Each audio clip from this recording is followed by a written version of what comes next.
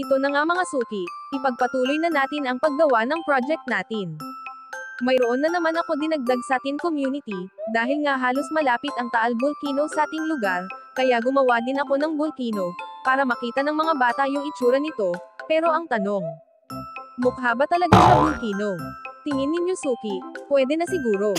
Pinalitan ko nga din pala ng black yung board natin pero di ko pa din inalis yung green.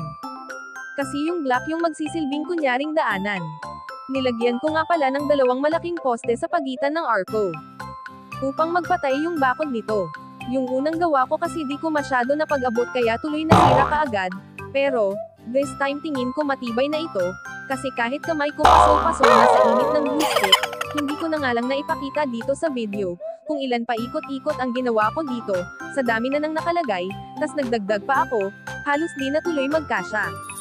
Pero, kahit ganun naman, sa wakas, ito tapos na din, akala ko talaga, graduate na yung anak ko, di pa din ako, natatapos, joke lang.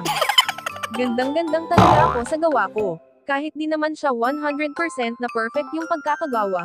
Pero, proud pa din ako kasi, natapos ko siya, kahit sa isang araw, 30 minutes lang ang time ko. Oh, hanggang dito na lang mga suki.